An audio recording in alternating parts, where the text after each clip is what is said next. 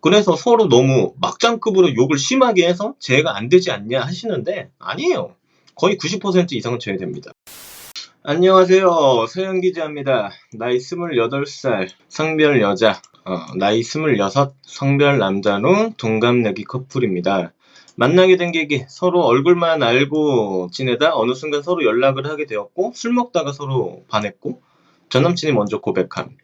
만남과 연락의 빈도는 주마다 평균 3일에서 4일은 꾸준히 맞고 연락은 서로 카톡이라든지 이런 건 몇 시간마다 했었고 밤에 주로 전화를 하는 시기였습니다. 연애는 6개월 했는데 4개월 차에 처음 헤어지고 다시 만나고 5개월 차에 또 헤어지고 다시 만나고 작년 11월에 진짜로 헤어지게 되었어요. 이미 처음 헤어질 때부터 관계는 끝났던 겁니다. 이게 가끔 사연 적어주실 때 헤어졌다 만났다, 진짜로 헤어졌어요? 이렇게 말하시는 분들이 있는데, 그동안 이게 학습이 되어 있었다는 거예요, 사실 그냥. 상대가 헤어지자고 해도 누가 붙잡으면은 뭐 붙잡혀 주니까 헤어졌다는 걸 받아들이지 못했던 거죠. 그러니까 둘 다 문제였던 거지. 상대도 그러니까 뭐 감정적이고 우유부단하다고 어느 정도는 추정을 내릴 수 있겠죠. 헤어지자고 해놓고 붙잡혀줘?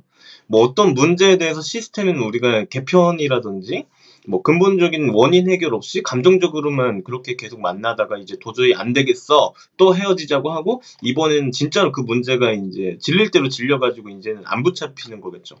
그러니까 여러분 입장에서는 진짜 헤어지는 거구나 이렇게 생각하시겠지만 이미 처음 헤어질 때부터 진짜 헤어진 관계였고 관계는 이미 끝난 거였어요. 그러니까 문제가 있는 관계를 어거지로 질질질 서로 끌고 왔던 거죠. 좀 이해가 되시나요? 헤어지자는 소리에 대해서 서로 책임을 지지 못하는 순간 관계는 이미 서로의 말에 대해서 신뢰가 없는 겁니다. 그러니까 재회를 하더라도 이런 식으로 무슨 노력의 문제로만 생각하면 안 되는 거예요. 인간관계의 가장 첫 번째는 상호 간의 신뢰감의 문제입니다. 다투었던 사건들은 이루 말할 수도 없어요. 근데 거의 대부분 저의 질투나 구속 때문에 문제가 생겼던 것 같아요. 대부분 이렇게 자책들을 하시는 분들이 많은데 그냥 이해관계가 서로 안 맞던 겁니다. 그러니까 질투와 구속이 좋은 건 아니거든요. 그냥 여러분 욕심이에요. 질투와 구속이라는 건. 근데 뭐 좋고 안 좋고를 떠나서 이런 것 때문에 문제가 생겨서 헤어졌다라기보다는 이 문제들을 해결할 줄 아는 사람이 없어서 헤어진 거예요. 이해되세요? 그러니까 서로 이해관계가 안 맞아서 헤어진 거라고. 자책들을 너무 많이 해. 전 남친이 원래 게임을 좋아하는 사람이 아닌데 갑자기 게임을 하기 시작할 때부터 문제가 많이 생겼어요. 제 연락보다 게임에 더 집중하고 연락을 거의 반나절을 안 받아서 서운하다고 했을 때 전 남친은 알았다 좀 더 연락해보겠다 했는데 그것도 작심삼일이었고 전화통화로 대판 싸웠어요. 전 남친은 난 원래 게임할 때 집중해야 돼서 연락 잘 안 한다. 저는 그건 알겠는데 이건 너무 심한 거 아니냐. 전 남친은 또 그래도 전보단 연락 잘하진 않냐. 왜 계속 노력하는데 흥분하고 화를 내냐. 저는 요즘 연락도 성의 없고 더 많이 하면 뭐하냐. 응 한 글자에 크크 이렇게 성의 없이 보내는데 이게 잘하는 거냐 등등 서로 전화로 싸웠어요. 그러다가 전 남친이 CX라는 욕을 했고 저는 너무 놀라고 황당해서 벙쪄 있다가 뭐라고 했어? CX? 게임에 미친 오타쿠 같은 새끼 이러고 뭐 싸웠대. 그러고 나서 헤어지자고 남자가 하니까 그래 너 같은 놈 만나느니 땡땡이 만나겠다 이러면서 헤어지고 전화로 내담자님이 미안하다고 사과하고 붙잡고 또 만나고 이랬다고 하네요. 이런 사연이네. 보니까 쭉 이런 사연이에요. 욕이 너무 많아가지고 일단 사연은 여기까지 뭐 더 안 읽어봐도 될 것 같아. 그러니까 이거는 둘이 똑같은 거야. 뭐 집착과 구속이 문제라서 이런 거다. 이거는 그냥 표면적으로 이제 보면 그런 게 맞는 건데 연애하면서 이런 일이 안 생길 것 같아? 그때는 뭐 어떻게 할 겁니까? 또 싸울 거예요? 그렇잖아요. 그러니까 이 문제를 현명하게 해결하는 리드하는 사람이 둘 중 한 명은 있어야 된다고 관계에. 그냥 뭐 노력의 문제로만 생각하고 노력하다가 안 되면 그냥 싸우고 끝이잖아. 대부분 이런 식의 갈등이지 않습니까? 여러분 인간관계에서 다른 사람이랑 어떤 대화를 할 때 그래서 착각하시는 분들이 많아요. 지금 사연만 놓고서 이 상황에 대해서 제가 예를 들어드릴게요. 이 남자가 게임하느라 연락을 못 해줘. 그래서 우리 내담자가 섭섭하고 집착하기 시작해요. 그런데 여자의 입장으로서 내담자님의 심정은 충분히 이해는 합니다.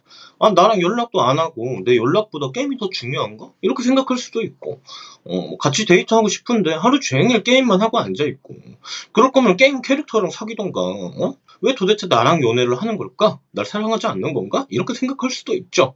근데 이 남자 입장에서는 어떨까요? 아, 요즘 일도 많고 스트레스가 많아서 뭔가 풀고 싶은데 뭘 해야 될지 모르겠어. 그러다가 아, 좀 재밌는 게 있어 보이네 해서 하다 보니까 시간 가는지도 모르겠어. 근데 여친이 왜 안 놀아주냐고 자꾸 압박이 와.